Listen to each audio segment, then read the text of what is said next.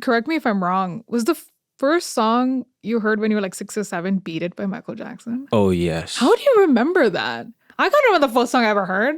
Oh, it was so clear because it was like AD and BC kind of a moment for me because I mean actually I remember vividly.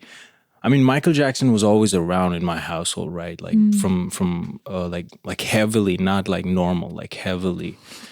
You know, like Dad always playing flute to MJ. Not my dad, harmonium, no. like my mom and my uncle, like my mom's brother. Yeah. So it was always around through them a lot. Like MJ was everywhere, but it was so I had heard like Thriller and all that bad, and but it wasn't like really hearing a song.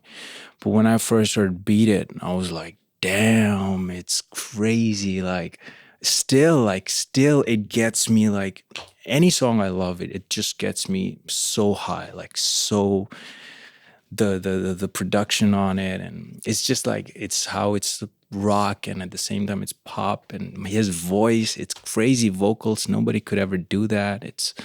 He was an alien to me. He was not unbelievably talented musician. And I like, for me, a lot of his songs, I always like the odd songs. I loved Liberian Girl. I loved Human Nature. Like those were like the kind of songs that I really like sort of. I met Quincy Jones once. What? I hung out with him and I asked him what was his... No way. You can't just like drop a bomb like that and be like, so you know what? I went to Quincy Jones's house and we hung out. I actually hung out with him at Jodhpur. What? Yeah. He was at your house? No. He was attending this party, Naomi Campbell's, the supermodel. What is happening?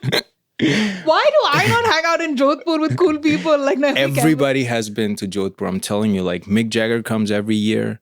Sting has done like 3 shows there. Sting, I know. Yeah, and Paul McCartney. Everybody. Like, so there was this party, like Naomi Campbell threw this birthday party for her boyfriend. Damn. And I actually went to like the airport to meet DiCaprio because DiCaprio was also there.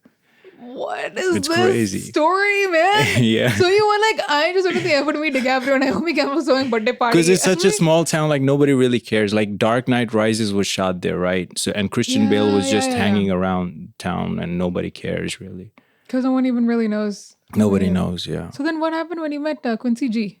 I have the whole video and we kept talking for like 20 minutes. And that was like, I asked him like, could I do this? Because by that point I was just starting to play, and he said, and I sang for him, and he was grooving in his wheelchair, and it was, and he said, if you can see it, you can be it, and he wrote me a note. I still have that note. He said like, gosh. He said, Dohnraj, if you can see it, you can be it, Quincy Jones. God damn, you better like laminate, frame it, everything. I do have it. I have it in my iPhone. I have it laminated everywhere. Jeez. And this is how nice of a guy he was. He spelled my name wrong, right? And I said, it's not Bunraj, it's Dohnraj, it's D. So he wrote it again, the whole thing. And he could barely write. He was in a very bad health condition. Yeah. Oh my God, this is like this is blowing my mind. This is not in my research notes, so I appreciate the candidness of this conversation.